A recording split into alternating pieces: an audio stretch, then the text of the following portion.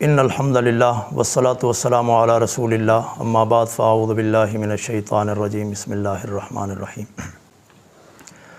کل ہمارے پڑوس میں جو واقعہ ہوا تو اس کی تفصیل میں بتانا ضروری سمجھتا ہوں، چونکہ اس وقت سوشل میڈیا پر اس حوالے سے بہت ساری افواہیں گردش کر رہی ہیں۔ اصل واقعہ کیا ہے، اصل حقیقت کیا ہے، وہ آپ حضرات کے سامنے رکھنا اس لیے بھی ضروری ہے تاکہ آپ بھی حقیقت حال سے واقف ہوں، اور جو لوگ اس پروپیگنڈے کا شکار ہو رہے ہیں ان کے سامنے بھی یہ حقیقت آ جائے۔ مسئلہ یہ ہے کہ آج سے تقریباً کوئی 2 ماہ قبل میرے پاس وہاں کے ڈوک عبداللہ کے مقامی کچھ ساتھی آئے، جن میں بھائی وقاص صاحب بھی تھے، ٹھیکیدار وقاص گل صاحب۔ انہوں نے ہمیں بتایا کہ ہمارے پڑوس میں یہ جو مسجد بنی ہے اور اس میں جو مزار ہے اس کے اندر بلہ دفنایا گیا ہے۔ اب جب انہوں نے ہم سے یہ بات کی تو صرف ان کی بات پر ہم نے اعتبار نہیں کیا ہے۔ میں نے کہا ممکن ہے نہ ہو، یا کوئی اور بہت سارے معاملات ہوتے ہیں، براہ راست تحقیق کرنی چاہیے۔ تو میں خود جا کر ان سے ملا، اس عورت سے جو اسپین میں رہتی ہے اور کبھی کبھی یہاں پاکستان آتی ہے، وہ چونکہ آئی ہوئی تھی، میں براہ راست جا کے ان سے ملا۔ میں نے ان سے یہ کہا کہ ہم نے یہ سنا ہے کہ یہاں بلہ دفن ہے، تو اب آپ بتائیں کہ یہ بلہ ہے یا آپ کا پوتا ہے۔ میں نے کہا اگر یہ آپ کا پوتا ہے تو کسی کی جرأت نہیں ہے کہ وہ یہاں آ کر قبر کو کوئی نقصان پہنچائے، لیکن اگر یہ بلہ ہے تو یہاں پھر یہ ڈرامے بازی ہم نہیں چلنے دیں گے، یہ دین کے ساتھ مذاق ہے۔ یہ ان سے ہم نے جب بات کی تو اس کے بعد انہوں نے ہمیں کچھ ڈاکومنٹ دکھائے۔ ایک لڑکا بھی وہاں پاس تھا جس کے بارے میں ان کا کہنا یہ تھا کہ یہ میرا بیٹا ہے، شاہ زیب نام ہے، جبکہ بعد میں پتہ چلا کہ وہ بیٹا نہیں تھا۔ تو وہ ڈاکومنٹ ہمیں دکھا رہے تھے کہ دیکھیں یہ شاہ زیب کا نکاح نامہ ہے، اور اس کی بیوی سعودیہ کی تھی، وہ پھر فوت ہو گئی، اور یہ بچے کا برتھ سرٹیفکیٹ ہے، یہ بچے کا ڈیتھ سرٹیفکیٹ ہے۔ یہ وہ ہمیں دکھا رہے تھے۔ جب ہم نے اس کی تصویر لینے کی کوشش کی، پکچر لینے کی کوشش کی، تو انہوں نے انکار کر دیا۔ انہوں نے کہا نہیں، پکچر آپ نہیں لے سکتے۔ ہم نے کہا اس میں کون سی بات ہے؟ کہتے ہیں نہیں، یہ ہمارے پرسنل ڈاکومنٹس ہیں اور پکچر آپ نہیں لے سکتے۔ بہرحال ہمیں تو نہیں پتہ تھا کہ یہ اصلی یا جعلی ہیں۔ پھر ہم نے ان سے یہ پوچھا کہ اچھا آپ یہ بتائیں کہ جو ڈیڈ باڈی آپ اسپین سے لے کر آئے ہیں، ان کا کہنا یہ تھا کہ بچہ ہمارا اسپین میں فوت ہوا ہے، 3 مہینے وہاں رکھا رہا ہے، پروسیس مکمل ہونے میں لگے ہیں، پھر ہم وہاں سے ڈیڈ باڈی لے کر آئے ہیں۔ تو ہم نے کہا کہ جو ڈیڈ باڈی آپ لے کر آئے ہیں تو آخر اس کا بھی کوئی ریکارڈ ہوتا ہے نا، ایمبیسی کی NOC، پاسپورٹ وغیرہ۔ تو اس پر انہوں نے ہمیں کہا کہ ہمیں اسپین کی نیشنلٹی ملی ہوئی ہے اور پاکستانی ایمبیسی کا ہم سے کوئی تعلق نہیں ہے، یہ ساری وہاں کی ایمبیسی دیکھتی ہے۔ تو ہمیں اس چیز کا پتہ نہیں تھا کہ ایسے ہوتا ہے یا نہیں ہوتا ہے۔ ہم نے کہا اچھا چلیں پھر ہم معلومات لے لیتے ہیں۔ ہم نے جب معلومات لی، پتہ چلا کہ ایسا نہیں ہوتا۔ ایمبیسی NOC جاری کرتی ہے، NOC کے بغیر کوئی ڈیڈ باڈی پاکستان نہیں آ سکتی۔ مطلب یہ پہلا جھوٹ ان کا ہمارے سامنے آیا، جس کی وجہ سے یعنی ہمارے شکوک و شبہات میں اضافہ ہوا۔ پھر یہ بھی ہمیں پتہ چلا کہ وہاں جب یہ دفنانے کے لیے لے کر آئے ہیں تو جنازہ بھی نہیں ہوا ہے۔ اب ظاہر بات ہے کہ یہ بھی ایک قرینہ ہے کہ جس سے معلوم ہوتا ہے، آپ کو بھی پتہ ہے کہ 10 جنازے بھی اگر پہلے ہوئے ہوں نا تو جہاں دفناتے ہیں تو لوگ جنازہ کر کے ہی دفناتے ہیں۔ انہوں نے کہا جی جنازہ اسپین میں ہوا ہے۔ اس سے بھی ہمارے شکوک و شبہات میں مزید اضافہ ہوا۔ پھر یہ پتہ چلا کہ دفناتے ہوئے یہ صرف عورت جو ہے یہ تھی اور ساتھ شاہ زیب لڑکا اور مقامی 2-4 بندے تھے۔ حالانکہ اگر کسی بندے کے بچہ فوت ہو تو غریب سے غریب بھی ہو تو 50-100 اس کے بھی آ جاتے ہیں۔ تو یہاں صرف یہ 2 جو ہے نا اس کو لے کر آئے، یہ عورت اور یہ لڑکا شاہ زیب۔ اس کے بعد پھر انہوں نے ہمیں پیسوں کی آفر کی کہ انہیں کہیں کہ آپ یہ لکھ کے دے دیں کہ ہمارے معاملے کو آپ نہیں چھیڑیں گے، تو اسی وقت آپ کو چیک کاٹ کر جو ہے نا آپ کی منشا کے مطابق آپ کو دے دیا جائے گا۔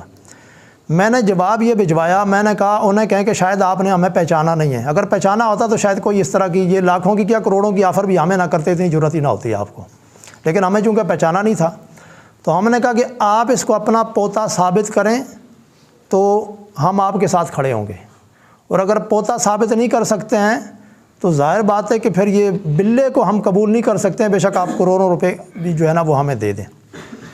اس کے بعد پھر ہم نے کوشش کی کہ معاملہ مقامی سطح پر حل ہو جائے امن کمیٹی کے ذریعے۔ یہ میں تفصیل اس لیے بتا رہا ہوں کہ اگر ہم شرارت یا فساد یہ کرنا چاہتے تو ہم جیسے ہمیں پتہ چلتا ہم روڈ بلاک کر دیتے، لوگ ہیرو بننے کی کوشش کرتے ہیں ایسے موقع پہ۔ تو پھر امن کمیٹی والوں کے سامنے یہ بات رکھی، اس کے بعد پھر معاملہ تھانے تک گیا چونکہ یہاں وہ حل نہ ہو سکا۔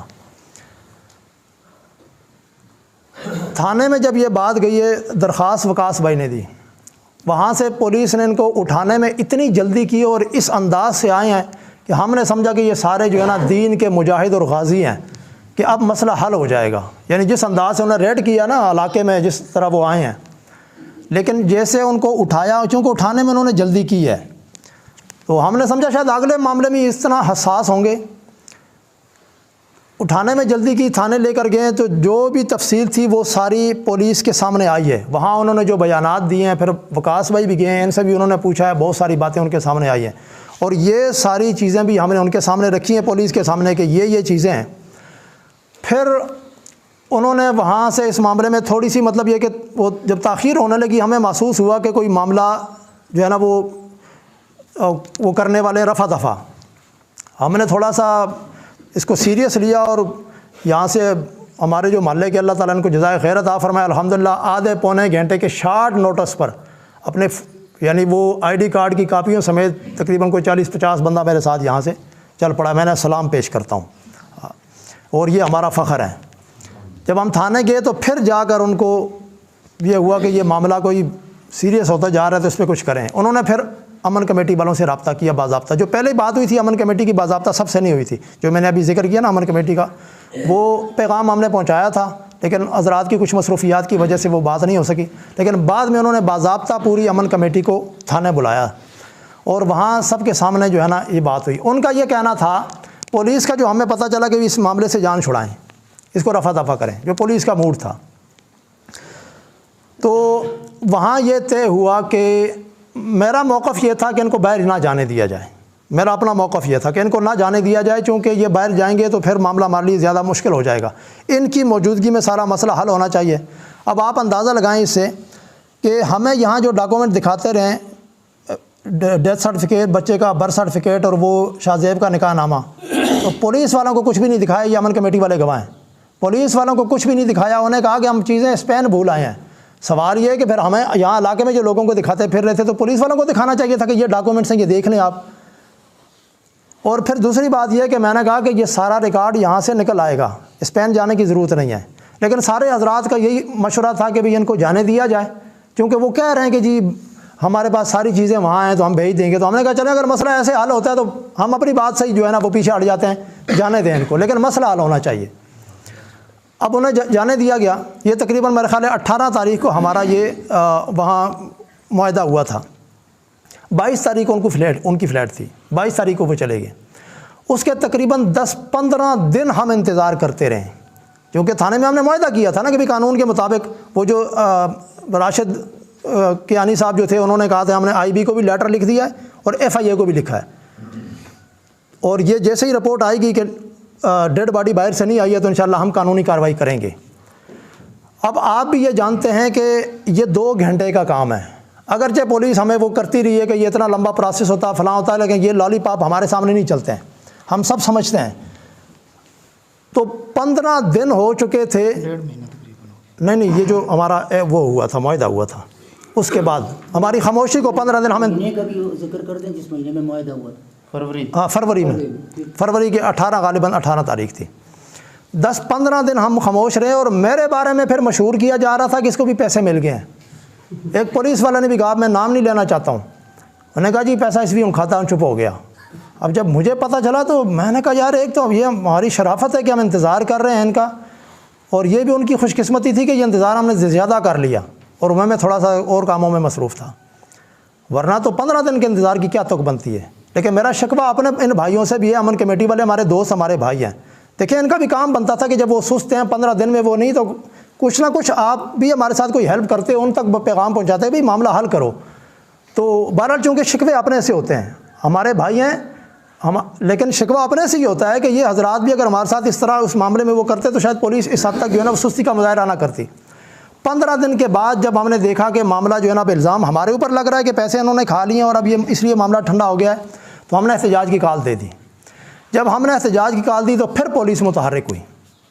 یہ بھی ہمارے ملک کا ایک المیہ ہے کہ جب تک آپ روڈ پہ نہیں آتے ہیں، جب تک کوئی ہلا گلا نہیں کرتے ہیں، تو کسی کے کانوں پہ جوں تک نہیں رینگتی ہے، مجبوراً پھر یہ کرنا پڑتا، ورنہ اللہ گواہ مسجد میں بیٹھا ہوں روزے کی حالت میں ہوں، لا الہ الا اللہ محمد رسول اللہ، طبی طور پر مجھے بڑی تکلیف ہوتی ہے روڈ پہ آنے کے لیے۔ کہ لوگوں کو تکلیف ہوتی ہے، بیچارے مزدور لوگ ہوتے ہیں، کوئی غریب کہیں جا رہا ہے، کوئی بیمار ہے، مریض ہے، لیکن دوسری طرف معاملہ ایسا ہوتا ہے کہ پھر آخر جب حد ہو جائے تو پھر یہی ہمارے ملک میں اور تو کوئی راستہ ہی نہیں ہے۔ اب جب ہم نے احتجاج کی کال دی تو پھر انتظامیہ متحرک ہوئی، پھر کالوں پہ کالیں، پھر رابطے کر رہے ہیں، جی آپ سے ملنا ہے، بات کرنی ہے۔ ہم نے اگرچہ اشتعال تھا، سب کچھ تھا، مقامی ساتھی بھی ہمیں کہہ رہے تھے بھی اب نہیں ملنا ہے ان سے، لیکن پھر بھی میں نے کہا یار چلیں، فساد نہ ہو، فتنہ نہ ہو، روڈ پہ آنے کی ضرورت ہی نہ پڑے، پہلے ہی معاملہ حل ہو جائے، ہمارا مقصد یہ ہے کہ معاملہ حل ہو جائے۔ پھر ہم وہاں گئے، تھانے بیٹھے، ان سے بات ہوئی تو انہوں نے کہا جی ایس ایچ او صاحب نئے آئے ہوئے ہیں، اور ایس ایچ او صاحب نے بھی کہا میں نیا آیا ہوں، تو پہلے والے ایس ایچ او جو ہیں وہ چلے گئے ہیں، ہاں ملک عبدالعزیز صاحب، اور بڑے اچھے طریقے سے وہ ملے، مطلب اس وقت تک انہوں نے جو ہم سے بات چیت کی ہے، جس طرح ہمیں ملے ہیں اس وقت تک، مطلب وہ بہت اچھے طریقے سے ہمیں ملے ہیں، بڑے بااخلاق طریقے سے۔ تو انہوں نے کہا کہ آپ مجھے مطلب یہ ہے کہ کچھ دن دے دیں تو میں اس معاملے کو جو ہے وہ دیکھتا ہوں، تو انشاءاللہ جتنا جلد ممکن ہو سکے اس معاملے کو حل کریں گے۔ تو میں نے کہا ٹھیک ہے، اگر آپ کہتے ہیں ہم آپ کو بھی ٹائم دے دیتے ہیں۔ اس کے بعد تقریباً کوئی 1.5 ہفتہ گزر گیا، لیکن ایف آئی اے کی رپورٹ، وہ جو 18 تاریخ کا معاہدہ تھا کہ ایف آئی اے کو لکھا ہے، اس وقت تک 1.5 ہفتے کے بعد بھی ایف آئی اے کی رپورٹ نہیں آئی، جو 18 تاریخ کو لکھی تھی، اور اگلے مہینے کے کوئی 10 کے قریب یا 12 اس کے لگ بھگ تاریخ تھی۔ تو اس کے بعد تو پھر ہم نے اپنے پوری پنڈی کے جو ہمارے ذمہ دار ہیں ان حضرات سے بھی رابطہ کیا، اور جتنے ہمارے یعنی حلقہ احباب تھا، کہ اب ہم نے ہر صورت جو ہے نا وہ احتجاج کرنا ہے۔ پھر وہ حضرات ہمارے یہاں تشریف لائے، ایس ایچ او صاحب بھی تھے، ڈی ایف سی صاحب بھی تھے، دیگر حضرات بھی تھے، یہیں ہم بیٹھے۔ میں نے کہا جی اب میرے بس میں نہیں ہے احتجاج کی کال واپس لینا، کیونکہ یہ تو پھر ایک ڈرامہ ہوگا نا۔ لیکن بہرحال وہ دوسرا احتجاج بھی پھر ہم نے پوری ایک ترتیب کے ساتھ اور بڑی مشکل کے ساتھ اس کو، یعنی اس کا رخ چینج کیا ہے، مؤخر تو ہم کر نہیں سکتے تھے، ہم نے اس کا رخ چینج کر لیا کہ چلے معاملہ حل ہو جائے۔ لیکن اس کے بعد بھی یعنی وہ کوئی معاملہ حل ہونے کے آثار نظر نہیں آ رہے تھے۔ ہم نے کہا یہ کون سا مشکل کام ہے، اتنا اہم معاملہ یہاں ہے، اور تاریخ ہم نے بتا دی ہے، اس تاریخ کو وہ لوگ اسپین سے آئے ہیں، اس ایئر لائن میں آئے ہیں، ایئر لائن کا نمبر بتا دیا، بندوں کے نام دے دیے، آئی ڈی کارڈ ان کے دے دیے، اور پیچھے رہ کیا جاتا ہے؟ یہ تو پولیس خود بھی جا کر ایئرپورٹ سے ریکارڈ نکلوا سکتی ہے۔ تو انہوں نے ہمیں یہ کہا کہ جی ایف آئی اے ہماری بات نہیں مانتی ہے، مطلب انہوں نے ابھی تک ریکارڈ نہیں دیا، تو ایف آئی اے ہمارے انڈر نہیں ہے۔ تو میں نے کہا پھر آپ ہٹ جائیں، ایف آئی اے کا باپ بھی ریکارڈ دے گا، ان کی جرت کیسی ہے؟ یہ ہمارے ٹیکسوں پہ پلنے والے یہ جو بیٹھے ہوئے ہیں، یا تو انہوں نے پیسہ کھایا یا نااہل، ہم ان کو دیکھ لیں گے۔ میں نے کہا یہ ہمارا کام ہے، بڑے سے بڑا افسر بھی ہو نا، ہمارے لیے کوئی مشکل نہیں ہے۔ میں نے کہا ہم ان کو دیکھ لیں گے جو ایسی پوسٹوں پہ بیٹھ کے جو ہے نا اس طرح کی خباثت کر رہے ہیں۔ تو یہ آخری وارننگ ہم نے دی، ہم نے کہا کہ ایف آئی اے کو کہیں کہ یہ ریکارڈ نکلوا لیں۔ اس کے بعد کچھ دن پھر گزر گئے، ہم نے پھر رابطہ کیا، جی کیا بات ہے، ایف آئی اے نے کوئی ریکارڈ دیا ہے؟ نہیں دیا۔ کہا جی ابھی تک نہیں دیا ہے۔ ہم نے کہا آپ ہمیں وہ کاپی دیں، کاپی بھی مجھے بارہا رابطہ کیا کہ وہ کاپی سینڈ کریں، جو ہمارا پہلا معاہدہ ہوا تھا، اور جو ایف آئی اے کو آپ نے لکھا ہے، جو آئی بی کو لیٹر لکھا ہے، اس کی کاپی ہمیں نہیں دی ہے۔ تو اس میں پھر یہ جاوید شاہ جو ڈیری اسلام آباد کا رہنے والا، اس نے جو ہے نا وہ یہ اپنا سارا ورک شروع کیا، اور پروپیگنڈا بھی شروع کیا، اور کچھ اس طرح ہمیں یہ اطلاع ملی کہ کچھ چیزیں جعلی بنانے کی کوشش ہو رہی ہے۔ اب ہم نے کہا کہ ہمارے اداروں کا یہ حال ہے، آگے جا کر یہ تو جعلی چیزیں، اور یہ تو پروسیس اور لمبا ہوتا جائے گا۔ تو ہم نے کہا سیدھی بات ہے کہ جا کے پھر جو ہونا ہم یعنی 2 مہینے تک جو ہم کر سکتے تھے قانونی طریقے سے ہم نے کیا ہے۔ اب جب حد ہو گئی ہے تو پھر اعلی علاقہ کو ہم نے کہا جی معاملہ جو ہے نا اب اس تک نہیں رہا کہ یہ ادارے اس کو حل کریں گے، اب ہمیں نہیں لگتا۔ تو انہوں نے کہا اگر نہیں لگتا تو اب ہمیں لگتا ہے کہ حل ہوگا، اور انہوں نے حل کر کے دکھا دیا۔ کل پھر جا کر وہاں سب کے سامنے، وہاں بھی کیمرے لگے ہوئے تھے اندر، اور انہوں نے بھی سارا لائیو چلایا ہے، بہت سارے ساتھیوں نے ویڈیو بنائی ہے، اور سارا جو ہے نا سب کے سامنے ہے کہ جو کچھ وہاں سے نکلا، جب قبر کھودی ہے اس میں بلے کے ساتھ یہ قرآن مجید کی یہ آیات، یہ آپ خود دیکھ سکتے ہیں، یہ اب یہ دیکھ لیں، یہ قرآنی آیات، یہ آپ یہ دیکھیں، یہ دیکھیں، ارائیت الذی یکذب بالدین فذلک اور بعد میں اب وہ پروپیگنڈا یہ کر رہے ہیں کہ یہ ان لوگوں نے چیزیں باہر سے لا کے ڈالی ہیں۔ مجھے بتاؤ کوئی ایماندار آدمی جس میں ذرہ برابر بھی ایمان ہو وہ قرآن کے ساتھ یہ تماشا کرے گا؟ اور اگر ہم یہ ڈرامہ کرتے اور یہ فساد کرتے تو ہم 2 مہینے تھانوں کے چکر لگاتے، ہم 2 مہینے ادھر خوار ہوتے، جبکہ رمضان میں تو میری روٹین یہ ہے کہ جب چاند نظر آ جائے تو میری تو موبائل کی سمے نکل، کسی سے کوئی رابطہ نہیں ہوتا ہمارا۔ تو اس رمضان میں ہم کبھی ادھر بھاگ رہے ہیں کبھی ادھر بھاگ رہے ہیں، سارے معاملات ہمارے درم برم ہیں، اور وہاں سے جو چیزیں نکلی ہیں وہ جو بلے کی جو سر کی ہڈی ہے وہ سب کے سامنے، یہ ذرا دکھائیں ادھر، اس جان و ماز میں لپیٹا ہوا تھا، اور یہ اور قبر پہ آل رسول کی نسبت، ہاں اس کو آل رسول کی نسبت ایک یہ پولیس نے بھی کل دیکھا ہے، اور یہ پورا علاقہ گواہ ہے۔ یہ دیکھ لیں، یہ بلے کا، یہ اگر یہ سلامت نہ ہوتا، مٹی وہ ہوتا تو شاید پھر وہ گڑبڑ کر سکتے تھے کہ جی نہیں، یہ سر باقی ہڈیاں بھی ہیں، اور یہ ایک منٹ اور یہ کھال بھی، ایک منٹ، اور یہ کھال بھی یہاں موجود ہے۔ ہاں یہ نیچے نہ دغا کی کتاب، یہ بلے کی کھال ہے، جس کے بارے میں ان کا یہ تھا کہ یہ ہمارا مرشد ہے، اور کہا کہ یہ اتنا نور اس کا پھیلتا ہے کہ آنکھیں دیکھ نہیں سکتی ہیں۔ نام کیا رکھا ہوا تھا؟ نام ان کا رکھا ہے کہ سید نور شاہ، اور یہ ہمارا پوتا ہے، آل رسول کی نسبت دی اس کو، اور اوپر مزار بنا کر پورا یہ نا قرآن خوانیاں ہوتی رہی ہیں اس پہ۔ جب میں ملنے گیا تھا وہاں، جیسے ہی میں کمرے سے داخل ہوا مجھے کہا جی فاتحہ پڑھ لو۔ میں نے کہا بلوں پہ نہ پہلے کبھی فاتحہ پڑھی نہ بعد میں ہم کوئی پڑھتے ہیں، ہاں ہم تو فاتحہ پڑھتے ہیں انسانوں کے لیے، سال ثواب بھی انسانوں کو ہوتا ہے، بلوں کو نہیں ہوتا۔ تو اس لیے یہ ساری صورتحال تھی جو آپ حضرات کے سامنے ہم نے رکھ دی ہے، اور یہ اس لیے رکھی ہے چونکہ اس وقت وہ پروپیگنڈا ہو رہا ہے کہ جی یہ پیسوں کا لین دین اور اس طرح کے معاملات تھے اور خواہ مخواہ یہ چیزیں کی ہیں۔ اگر کوئی ساتھی سوال کرنا چاہتے سوالے سے تو ہم موجود ہیں، سوال کر سکتے ہیں۔ اس کے بعد مولانا نصر اللہ صاحب آپ کا کیا لائے عمل ہے؟ ابھی کیا کرنا ہے آئندہ کے لیے لائے عمل دے؟ ابھی ہم جائیں گے تھانے، اور یہ جتنے جرم انہوں نے کیے ہیں یہ جو متعلقہ دفعات ہیں وہ ان پہ لگیں گی۔ توہین قرآن بھی ہے، آل بیت کی توہین بھی ہے، اور یہ مسلمانوں کی دل آزاری بھی ہے، اور یہ دین کے ساتھ کھلواڑ بھی ہے، اولیاء اللہ کی بھی توہین ہے، چونکہ مزارات ظاہر بات ہے ایک بلے کو دفنا کے مزار کا وہ دو، یہ تو اولیاء اللہ کی بھی توہین ہے، اور اسے ولی باور کرایا کہ یہ ولی ہے۔ اب بلے کو کوئی بندہ ولی ظاہر کرے تو یہ ولیوں کی توہین نہیں ہے۔ تو یہ تمام دفعات ان پہ لگیں گی، اور اگر انتظامیہ اس معاملے میں، یہ میں آپ بتا دوں آخری بات، اس معاملے میں کوئی لحاظ کرنے والا نہیں ہوں۔ ہم جان اپنی ہتھیلی پہ رکھ چکے ہیں، زندگی اور موت کے فاصلے ہمارے لیے برابر ہیں، دین کے معاملے میں ہم کوئی لحاظ نہیں کرتے ہیں، اور یہ تمام دفعات لگانی پڑیں گی، اور یہ سارے جو ہے نا، اگر اس معاملے میں انتظامیہ کسی قسم کا غفلت کا مظاہرہ کرے گی تو یہ صرف پنڈی کی حد تک نہیں، انشاءاللہ بہت آگے تک یہ بات جائے گی، اور ملک کی سطح پر ہم اس معاملے کو اٹھائیں گے۔ مولانا ادریس حقانی صاحب آپ اس معاملے جو لوگ سہولت کار بن رہے ہیں ان کے خلاف بھی کارروائی، اور جو سہولت کار ہیں، خاص کر جاوید شاہ جو اب تک سہولت کاری کر رہا ہے، اور باقی بھی جو ہیں، تو انشاءاللہ ان کو بھی کٹہرے میں لایا جائے گا۔ حضرت اس میں جو ابھی کل ایس پی صاحب اور ایس ایچ او کہہ رہے تھے کہ یہ اتنے شواہد اور اتنے 300-400 بندوں نے یہ عینی گواہ ہیں، وہ سب کچھ بلے کے سر اور اس کی جو کھال وغیرہ دیکھی ہے، اس کے باوجود وہ کہہ رہے ہیں کہ ڈی این اے کے لیے بھیجا جائے گا۔